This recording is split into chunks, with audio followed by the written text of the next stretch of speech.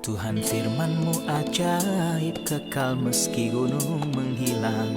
Tiada huruf yang gagal, tak terpatahkan siasat. Hidup seperti-Mu ya Allah, lebih dari emas. Aku bersaksi kitab-Mu, kitab yang suci. Terdengarkan firman-Mu, hibur hati yang luka. Terangilah langkahku kemanapun ku pergi. Biarkanlah firman-Mu berkuasa atasku. Ubahkanku, bebaskanku, ku mau menyenangkan-Mu. Aku mau menyenangkan-Mu. Salam jumpa pemirsa terkasih, saya menyambut Anda sekalian dimanapun Anda berada dalam episode terbaru program studi harian kita Semua Kitab Suci. Kita masih mempelajari kitab Yesaya, kita telah mencapai pasal yang ke-43 dan 44. Untuk memulai, izinkan saya untuk menyambut tamu kehormatan yang telah hadir di studio, seorang hamba Tuhan, Saudara Yosef Riyad. Selamat datang, Saudara Terima Yosef. kasih, Saudara Riyad. Kami juga menyambut hadirin di studio, selamat datang. Pemirsa terkasih, kami menerima banyak pesan dari pemirsa di halaman Facebook kami, Semua Kitab Suci, dan juga melalui email kami di info@semuakitabsuci.com. Salah satu pesan tersebut diterima dari seorang teman bernama Manhal Haddad dari Kanada. Teman kami Manhal Haddad berkata terima kasih kepada Tuhan Yesus Kristus yang memberi Anda pelayanan dalam menjelaskan Alkitab dan menjawab banyak pertanyaan dari orang-orang beriman. Hal ini menjadi perhatian banyak orang yang haus akan firman Tuhan, yang rindu untuk mempelajari baik kitab-kitab Perjanjian Lama dan kitab-kitab Perjanjian Baru. Saya tidak punya cukup kata-kata untuk mengakui upaya luar biasa yang Anda lakukan dalam memberikan informasi kepada pemirsa, dan saya menganggap pekerjaan ini sebagai harta yang sangat berharga dalam mengenal seluruh Alkitab melalui episode-episode yang berlalu dengan cepat tanpa terasa lama. Saya berdoa semoga Tuhan memberkati Anda dan memberi Anda kekuatan untuk terus memberikan semua kitab suci kepada setiap orang yang sedang mencari kebenaran Alkitab dan juga firman Tuhan di dalamnya. Saya bersyukur bahwa saya adalah salah satu dari banyak pemirsa yang menonton program yang luar biasa ini. Syukur kepada Tuhan dan semoga Tuhan membalas jerih payahmu dan semoga Dia lebih memakaimu untuk kemuliaannya untuk menyebarkan Injil ke seluruh dunia. Kami juga berterima kasih kepada Manhal dan kami berdoa semoga Tuhan membantu kami untuk dapat memenuhi tugas yang kami terima dari Tuhan Yesus untuk menyampaikan firman ke banyak orang di luar sana. Ada juga permintaan dari seorang teman yang mengatakan, saya menikmati menonton program Anda, Semua Kitab Suci, di YouTube. Tetapi bisakah saya mendapatkan salinan program Semua Kitab Suci dalam file MP3? Faktanya, semua episode ada di YouTube dan Anda dapat mendownloadnya secara gratis dan ada fitur di YouTube sehingga Anda dapat mudah untuk mengunduhnya. Anda dapat mengunduhnya dalam file MP3 dan bukan video. Episode ini tersedia untuk Anda, untuk semua orang dimanapun mereka berada. Pesan terakhir yang kami terima dari seorang bernama Syafiq Soso yang mengatakan, semoga damai sejahtera Kristus menyertaimu Saudara Ayat dan bersama semua orang terima kasih kepada Tuhan Yesus atas program Semua Kitab Suci yang kami nikmati setiap hari selama kami berada di padang gurun. Terima kasih kepada Tuhan Yesus Kristus yang memberi Anda karunia untuk menjelaskan semua kitab yang ada di dalam Alkitab. Saya berdoa semoga Tuhan memberi Anda anugerah dan hikmat untuk dapat melanjutkan hal ini, bekerja untuk kemuliaan namanya. Terima kasih untuk pesan Anda. Dan kami meminta Anda untuk terus mendoakan kami dan untuk pekerjaan Tuhan dimanapun itu. Kami menyambut baik semua pesan pemirsa, baik yang berisi semangat ataupun berisi pertanyaan. Dengan kasih karunia Tuhan, kami akan mencoba menjawab pertanyaan-pertanyaan tersebut. Pemirsa terkasih, kita akan segera mulai pembelajaran setelah jeda rehat.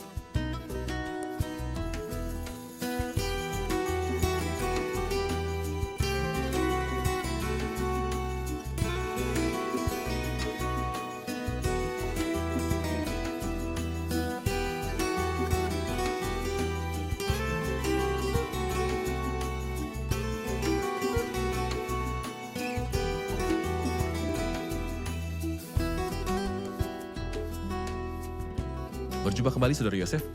Kita akan membahas bahasan utama pasal 43 dan 44. Apakah pokok bahasannya? Bagian yang kita bicarakan mulai dari pasal 40 sampai 48 berkaitan dengan Babilonia. Apa yang menyebabkan orang-orang pergi ke Babel, yaitu dosa mereka. Jadi bagian terakhir dari pasal 42 yang kita renungkan berkata, siapakah yang menyerahkan Yakub untuk dirampas dan Israel kepada penjara? Bukankah itu Tuhan? Sebab kepadanya kita telah berdosa. Dan orang tidak mau mengikuti jalan yang ditunjuknya, dan kepada pengajarannya orang tidak mau mendengar, maka ia telah menumpahkan kepadanya kepanasan amarahnya dan perangan yang hebat, yang menghanguskan dia dari sekeliling. Namun yang menakjubkan di tengah suasana gelap dan menyedihkan ini, kita menemukan kata-kata anugerah. Yaitu, tapi sekarang beginilah firman Tuhan yang menciptakan engkau, hai Yakub, yang membentuk engkau, hai Israel. Janganlah takut, sebab aku telah menebus engkau, aku telah memanggil engkau dengan namamu, engkau ini kepunyaanku. Sekalipun mereka berada di Babel, mata Tuhan tertuju pada mereka. Dan pada waktu yang tertentukan, dia pasti akan membawa mereka kembali dari pembuangan Babilonia ke negeri itu. Jadi yang dia maksud adalah pengawasan Tuhan terhadap umatnya ketika mereka berada di Babel dan janji untuk mengembalikan mereka dan berkat. Benar, Saya akan membaca beberapa ayat di pasal 43. silakan. Tetapi sekarang beginilah firman Tuhan yang menciptakan engkau, hai Yakub, yang membentuk engkau, hai Israel. Janganlah takut sebab aku telah menebus engkau, aku telah memanggil engkau dengan namamu, engkau ini kepunyaanku. Apabila engkau menyeberang melalui air, aku akan menyertai engkau, atau melalui sungai-sungai engkau tidak akan dihanyutkan.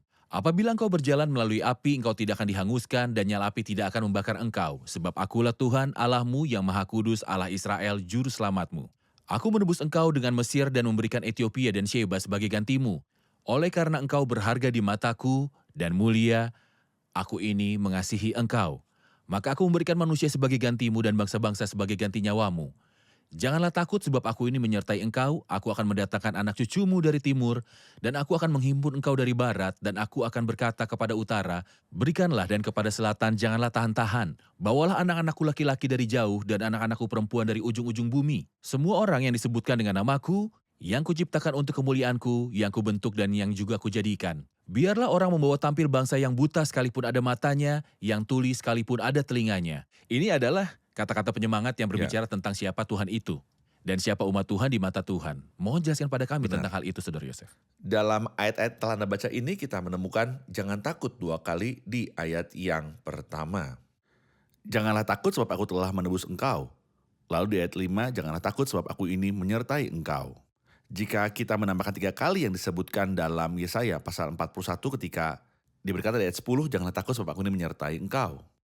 Di ayat 13, janganlah takut, akulah yang menolong engkau. Dan ayat 14, janganlah takut hai si cacing Yakub. Jadi jangan takut diulangi sebanyak 5 kali. Sebagian kecil, mengapa tidak takut? Dia berkata, jangan takut karena aku telah menebusmu. Jangan takut karena aku menyertai kamu. Inilah alasan dari dorongan yang besar. Tuhan berkata, engkau berharga bagiku hingga aku menumpahkan darahku untuk menebusmu. Engkau sangat berharga bagiku sampai-sampai aku selalu bersamamu, dan jika Tuhan menyertai kita, Immanuel, Tuhan berserta kita, mengapa kita harus takut? Sungguh membesarkan hati ketika Tuhan berfirman, kau milikku. Benar. Jika kita mengatakan bahwa sungai-sungai dan api melambangkan penderitaan umat Tuhan selama berabad-abad di masa depan, melambangkan apakah air dan api secara historis? Periode pembuangan di Babilonia melambangkan perjalanan melalui air dan api. Kita tahu bahwa penghakiman besar yang pertama di dunia dilakukan dengan air dan penghakiman kedua dengan api pada zaman Sodom dan Gomora. Kesengsaraan selalu dilambangkan dengan air atau api, tetapi Tuhan berfirman, jika aku mengizinkanmu melewati kesulitan, aku tidak akan meninggalkanmu. Saat engkau melewati air, aku akan bersamamu. Bagaimana jika airnya deras hingga menjadi sungai, dan di sungai-sungai mereka tidak akan membanjiri kamu. Mungkin ini api dan bukan air, dan api lebih sulit dari air. Ketika kamu berjalan melewati api, kamu tidak akan terbakar. Dan jika api berubah menjadi nyala api, dan nyala api itu tidak akan menghanguskanmu. Inilah 4 janji besar baik air maupun api. Kita menemukan konsep yang sama dalam Mazmur 66. Mazmur 66 mengatakan, engkau membawa kami ke dalam perangkap. Lalu dia berkata, kami telah menempuh api dan air, tetapi engkau telah mengeluarkan kami sehingga bebas. Jadi Tuhan terkadang menjadikan kita melewati air atau api, namun dia menyertai kita, baik di dalam air maupun di dalam api. Dalam ayat mulai dari 9 sampai 13, Tuhan berbicara tentang siapa dia, lalu dia berkata tentang manusia, kamu ini adalah saksi-saksiku. Mohon beritahu kami tentang isi ayat 9 sampai 13, siapakah Tuhan dan siapakah umatnya? Ya, dia berkata ayat 10, kamu inilah saksi-saksiku, demikianlah firman Tuhan dan hambaku yang telah kupilih. Ada yang berkomentar, kita tidak bisa menjadi saksi atau hamba Tuhan tanpa Tuhan sendiri. Itu sebabnya Tuhan berbicara tentang dirinya untuk menjadi saksi yang berhasil. Dan seorang hamba yang setia, engkau butuhkan Tuhan bersamamu. Adapun Tuhan, dia mengatakan 2 kali dalam ayat ini, akulah Tuhan. Dan mengerti bahwa aku tetap dia. Sebab aku tidak ada Allah dibentuk dan sudah aku tidak akan ada lagi. Kemudian akulah Tuhan dan tidak ada juru selamat selain daripadaku. Juga di ayat 13, juga seharusnya aku tetap dia. Dan ketika kita melangkah lebih jauh dalam pasal yang sama, kita menemukan patah ketiga, aku adalah dia. Di ayat 25, akulah dia. Anda perhatikan itu, akulah dia atau ego eimi dalam bahasa Yunani yang merupakan kata yang sama yang disebutkan dalam Keluaran 3 ayat 14, Tuhan berkata kepada Musa, akulah aku. Beginilah kau katakan kepada orang Israel itu, akulah aku telah mengutus aku kepadamu. Ini adalah hal yang sama yang disebutkan sebanyak 21 kali tentang Kristus. Dalam Injil Yohanes, akulah, akulah, akulah. Di sini dalam pasal 43 ini Tuhan sendiri Yahweh berkata 3 kali tentang dirinya, akulah dia. Di sini dia menampilkan dirinya sebagai juru selamat. Ayat 11 mengatakan, Benar. akulah Tuhan dan tidak ada juru selamat selain daripada aku. Juru selamat. Dan perjanjian baru mengatakan tentang Kristus dan keselamatan tidak ada di dalam siapapun juga Tidak selain ada di yang dalam lain. dia. Jadi Kristus Benar. adalah Tuhan. Ya. Ayat 14-21 berbicara tentang campur tangan Tuhan dan kekuasaannya atas musuh-musuhnya. Dia berkata, beginilah firman Tuhan penebusmu yang maha kudus Allah Israel. Oleh karena kamu aku mau menyuruh orang ke Babel dan mau membuka semua palang-palang pintu penjara dan sorak-sorai orang Kasdi menjadi keluh kesah. Akulah Tuhan yang maha kudus Allahmu, Rajamu yang menciptakan Israel. Beginilah firman Tuhan yang telah membuat jalan melalui laut dan melalui air yang hebat, yang telah menyuruh kereta dan kuda keluar untuk berperang juga tentara dan orang gagah. Mereka terbaring tidak dapat bangkit, sudah mati, sudah padam sebagai sumbu. Tuhan berurusan dengan orang Kasdim, bangsa yang suka mengganggu orang-orang ini. Bagaimana dia menampilkan dirinya dalam peristiwa ini, Saudara Yosef? Sebagai Tuhan yang maha kuasa, yang maha berdaulat, maha bijaksana dan maha penyayang. Kemudian di ayat 18, janganlah ingat hal-hal yang dahulu dan janganlah perhatikan hal-hal yang dari zaman purbakala. Karena ada sesuatu yang baru, seolah-olah dia ingin mengatakan bahwa ada keselamatan pada zaman dahulu pada zaman Musa dan Firaun. Aku menyelamatkanmu, tapi aku akan menyelamatkanmu lagi dari Babel. Maka janganlah kamu mengingat hal-hal yang dahulu, yaitu kejadian-kejadian dahulu kala ketika aku menyelamatkan kamu dari tanah Mesir. Karena aku berniat membuat keselamatan yang baru. Dalam bahasa Rasul Paulus, dari kematian yang begitu ngeri, ia telah dan akan menyelamatkan kami. Kepadanya kami menaruh pengharapan kami bahwa ia akan menyelamatkan kami lagi. Allah bagi kita adalah Allah yang menyelamatkan. Allah Tuhanku memberi keluputan dari maut. Dia menyelamatkan di masa lalu, sedang menyelamatkan saat ini dan akan menyelamatkan di masa depan. Oke, kita akan menyaksikan laporan, kemudian kembali untuk menjawab pertanyaan hadirin. Pasal 43 diakhiri dengan menyebutkan penghakiman yang akan datang. Namun pasal 44 beralih ke terang kerajaan yang akan datang dan janji pencurahan Roh Kudus. Dalam pasal ini, kita menemukan sindiran dan serangan kekerasan terhadap para penyembah berhala. Dan ini adalah gagasan yang berulang dalam bagian khusus karena hati manusia cenderung berpaling daripada Tuhan. Dan menyembah berhala dan berhala, sobat pemirsa, adalah segala sesuatu yang mengalihkan kita dari Tuhan yang sebenarnya, Tuhan yang agung. Hal ini dapat berupa mencari uang, mencari ketenaran, kesenangan, seks, anggur, atau apapun yang mengalihkan perhatian kita. Kita melihat di bagian pertama pasal 43 bagaimana Tuhan menyatakan keselamatan dan kasih-Nya kepada Yakub. Ia berkata kepadanya di ayat 4, oleh karena engkau berharga di mataku dan mulia, dan aku ini mengasihi engkau, maka aku memberikan manusia sebagai gantimu dan bangsa-bangsa sebagai ganti nyawamu. Apakah kata-kata ini berarti bahwa Tuhan melakukan diskriminasi terhadap umat manusia, bahwa Tuhan membeda-bedakan? Apakah Tuhan membeda-bedakan suatu kaum dengan kaum lainnya? Nah, ayat 4 dimulai dengan karena. Dan ini mengharuskan kita membaca apa yang sebelumnya. Aku menebus engkau dengan Mesir dan memberikan Ethiopia dan Sheba sebagai gantimu oleh karena engkau berharga. di mataku dan mulia dan aku ini mengasihi engkau. Faktanya ini terjadi secara historis. Sebagai Kambises, putra Hores, orang Persia. Menduduki Mesir dan menurutku dia termasuk orang asing pertama raja-raja yang menduduki Mesir. Di sini Tuhan berkata, aku menebus engkau dengan Mesir. Sebenarnya ini bukan diskriminasi, tapi Tuhan memukul lebih dari satu burung dengan satu batu dan Tuhan ingin menyelamatkan umatnya. Dan ketika seorang melayani Tuhan dengan setia seperti Kores, Tuhan akan mengganjarnya atas pelayanan dengan memberinya bangsa-bangsa yang pantas diperbudak dan dipermalukan serta dihina seperti misalnya apa yang terjadi dengan Nebukadnezar dan Tirus. Kita mendapati bahwa Nebukadnezar memberikan pelayanan yang luar biasa kepada Tuhan tetapi dia tidak mendapatkan imbalan untuk itu dan Tuhan memberinya Tirus sebagai imbalan atas jasanya. Tentu saja Tuhan mempunyai alasan untuk membiarkan kemakmuran satu tempat dan kemalangan di tempat yang lain.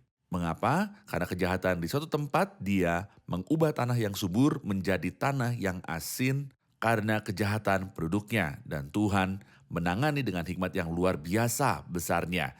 Dia memberikan manusia sebagai ganti orang lain. Mereka yang bertobat, Tuhan mengampuni mereka dan mereka yang masih dalam ketidaktaatan, Tuhan menghukum mereka. Tuhan adalah Tuhan yang maha besar. Dia bahkan memperlakukan umatnya dengan cara yang sama ketika Ya. mereka melakukan pelanggaran Ya. terhadap Tuhan. Dia mengirim Benar. musuh kepada mereka. Jika kamu menurut dan mendengar, kamu akan diberkati. Dan Tepat. jika kamu melawan, kamu akan dimakan oleh pedang. Benar. Pertanyaan lain? Ayat 7 berkata, semua orang yang disebutkan dengan namaku yang kuciptakan untuk kemuliaanku yang kubentuk dan yang juga kujadikan. Apa perbedaan antara tiga kata tersebut? Tiga kata yang mana? Diciptakan, dibentuk, dan dibuat. Oke. Mohon jelaskan ayat 7, Saudara Yosef. Alkitab mengajarkan kita bahwa manusia adalah makhluk tripartit. Dia mengatakan dalam 1 Tesalonika pasal 5, semoga roh, jiwa, dan tubuhmu terpelihara sempurna dengan tak bercacat. Hewan terdiri dari jiwa dan raga dan tidak memiliki roh yang berkomunikasi dengan penciptanya dengan Tuhan. Telah ditambahkan kepada manusia sesuatu daripada binatang yang mana itu adalah roh yang berkomunikasi dengan Tuhan. Mengenai tiga kata tersebut diciptakan mengacu pada roh yang tidak ada pada binatang. Yang dimaksud dengan dibentuk adalah tubuh yang ia bentuk dari debu tanah. Dan dibuat mengacu pada jiwa yang ada pada hewan sebelumnya. Ini ada pada manusia. Jadi ketika dia berkata diciptakan, dibentuk, dan dijadikan, dia mengacu pada roh, tubuh, dan jiwa. Baik, terima kasih atas klarifikasinya. Saudara Yosef, izinkan saya membaca ayat 22 sampai dengan 25. Sungguh engkau tidak memanggil aku, hai Yakub, dan engkau tidak bersusah-susah karena aku, hai Israel. Engkau tidak membawa domba korban bakaranmu bagiku dan tidak memuliakan aku dengan korban sembelihanmu. Aku tidak memberati engkau dengan menuntut korban sajian atau menyusahi engkau dengan menuntut kemenyan. Engkau tidak membeli tebu wangi bagiku dengan uang atau mengenyangkan aku dengan lemak korban sembelihanmu. Tetapi engkau memberati aku dengan dosamu, engkau menyusahi aku dengan kesalahanmu. Akulah dia yang menghapus dosa pemberontakanmu oleh karena aku sendiri dan aku tidak mengingat-ingat dosamu. Apa yang Anda lihat dari ayat-ayat ini mengenai hubungan manusia dengan Tuhan dan hubungan Tuhan dengan umatnya? Nyatanya manusia terjatuh dalam 7 dosa dalam ayat ini. Hal pertama, sungguh engkau tidak memanggil aku, hai Yakub. Meskipun Mazmur berkata, berserulah kepadaku pada waktu kesesakan. Aku akan meluputkan engkau dan engkau akan memuliakan aku. Hal kedua, engkau tidak membawa domba bakaranmu bagiku dan tidak memuliakan aku dengan korban sembelihanmu. Aku tidak memberati engkau dengan menuntut korban sajian atau menyusahi engkau dengan menuntut kemenyan. Engkau tidak membeli tebung wangi bagiku dengan uang atau mengenyangkan aku dengan lemak korban sembelihanmu. Kamu belum melakukan ini sama sekali padaku. Mengapa? Dia berkata dalam ayat 22, dan engkau tidak susah-susah karena aku, hai Israel. Atau dalam bahasa Malaki 1 kamu berkata, lihat alangkah susah payahnya dan kamu menyusahkan aku. Artinya ibadah kepada Tuhan menjadi membebani. Membebani bagi Mengapa? mereka. Bila kamu mencintai seseorang, kamu ingin mengabdi padanya. Tetapi jika kamu tidak mencintainya, pekerjaan sekecil apapun akan kamu anggap memberatkan karena tidak ada cinta. Ayat pertama Malaki mengatakan, aku telah mengasihimu, demikianlah firman Tuhan. Namun engkau bertanya, bagaimana engkau mengasihi kami? Sebaliknya bukan saja mereka tidak menghormati Tuhan, tapi engkau memberati aku dengan dosamu. Engkau menyusahiku dengan kesalahanmu. Jadi laki-laki itu membandingi Tuhan, boleh dikatakan begitu. Tentu saja hal ini harus dipahami dalam konteksnya. Meskipun demikian, Tuhan dalam kasih karunia-Nya yang mutlak berfirman, aku, siapa engkau? Akulah dia yang menghapus dosa pemberontakanmu, oleh karena aku sendiri dan aku tidak mengingat-ingat dosamu. Dan saya suka ungkapannya menghapus pemberontakanmu. Itu berarti mereka tidak ada lagi. Inilah anugerah yang ia tawarkan kepada semua orang. Betapa bodohnya menolak pemberian ini, supaya dia menghapus pelanggaranmu dan juga ia memulihkan hidupmu. Benar. Ayat 1-5 di pasal ke-44, tetapi sekarang dengarlah hai Yakub hambaku dan hai Israel yang telah kupilih. Beginilah firman Tuhan yang menjadikan engkau, yang membentuk engkau sejak dari kandungan dan yang menolong engkau. Janganlah takut hai hambaku Yakub dan hai Yeshurun yang telah kupilih. Sebab aku akan mencurahkan air ke atas tanah yang tandus dan hujan lebat ke atas tempat yang kering. Aku akan mencurahkan rohku ke atas keturunanmu dan berkatku ke atas anak cucumu. Mereka akan tumbuh seperti rumput di tengah-tengah air, seperti pohon-pohon gandarusa di tepi sungai. Yang satu akan berkata, aku kepunyaan Tuhan, yang lain akan menyebut dirinya dengan nama Yakub, dan yang ketiga akan menuliskan pada tangannya kepunyaan Tuhan, dan aku akan menggelari dirinya dengan nama Israel. Kita sering mendengar berkat-berkat ini dalam nyanyian pujian orang-orang percaya di beberapa pertemuan.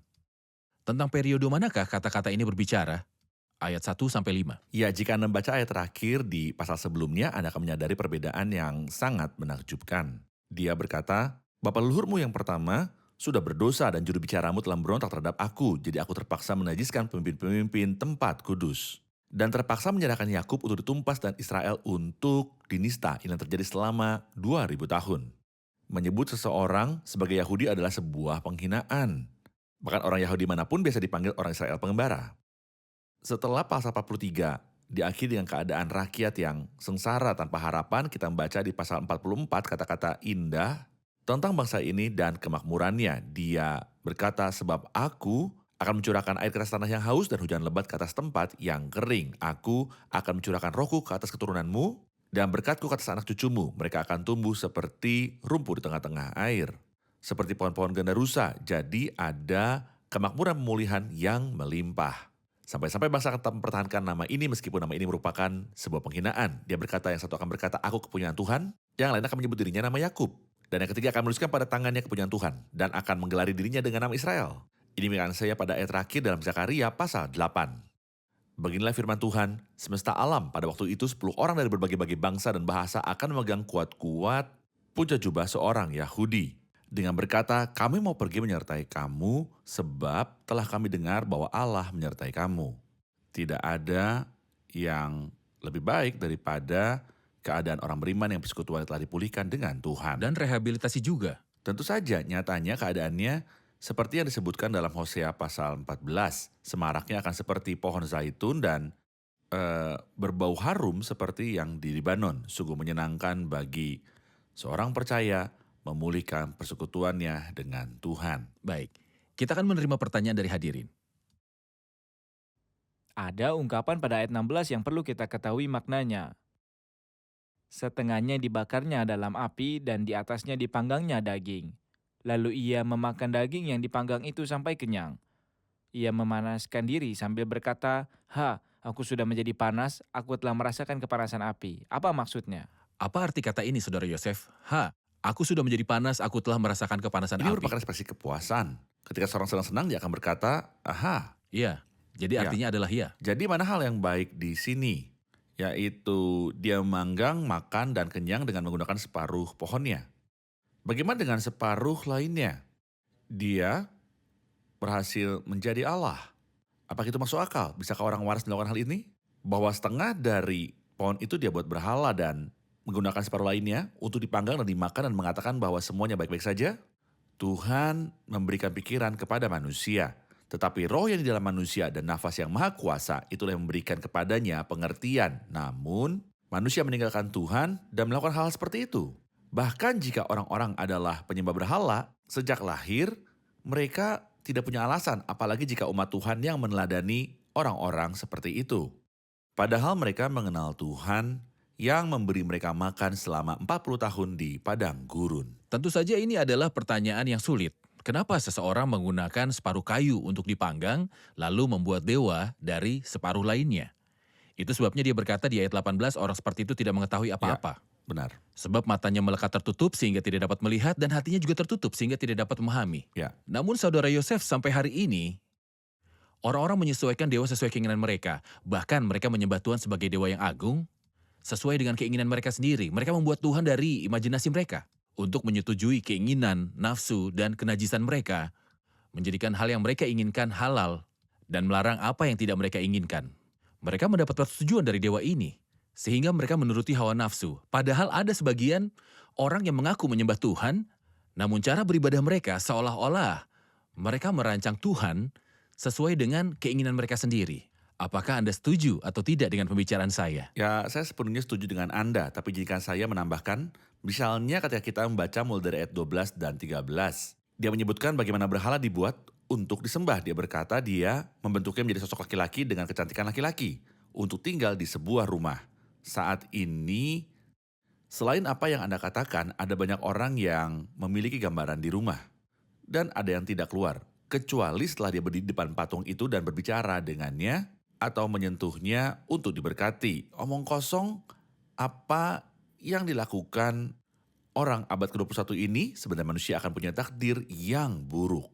Jika dia tidak bertobat dari penyembahan berhala ini yang tidak dibenarkan di hadapan Kristus.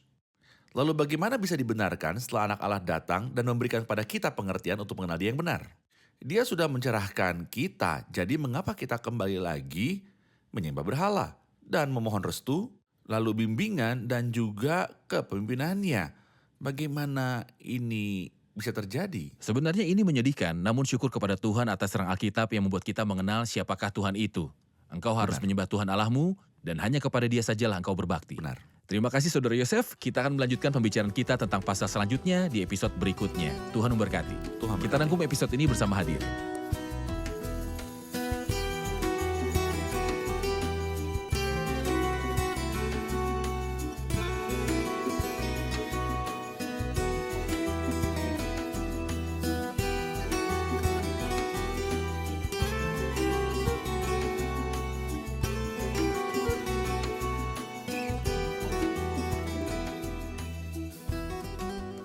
Di awal pasal 43, kita mempelajari beberapa dorongan dan janji berkat.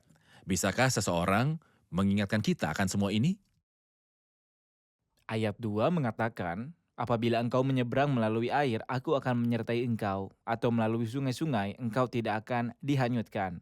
Air adalah gambaran kesengsaraan dan meskipun kuat hingga menjadi sungai, tetapi Tuhan memegang kendali.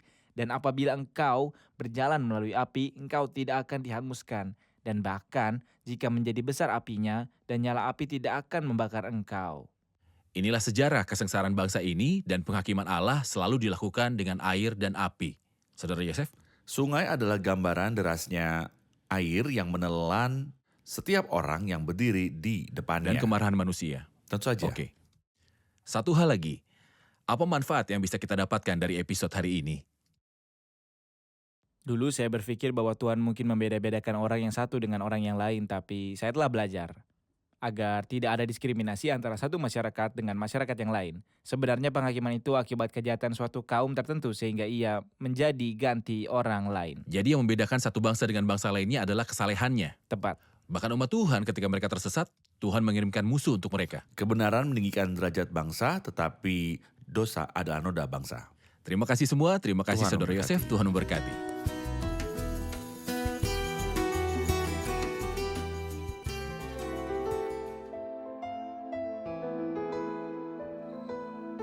Tuhan firman-Mu ajaib, kekal meski gunung menghilang. Tiada huruf yang gagal, tak terpatahkan siasat. Hidup seperti-Mu ya Allah, lebih dari emas. Aku bersaksi kitab-Mu, kitab yang suci. Mendengarkan firman-Mu, hibur hati yang duka. Terangilah langkahku kemanapun ku pergi. Biarkanlah firman-Mu berkuasa atasku. Ubahkanku, bebaskanku, ku mau menyenangkan-Mu. Tuhan firman-Mu ajaib, ubah dan bebaskan aku.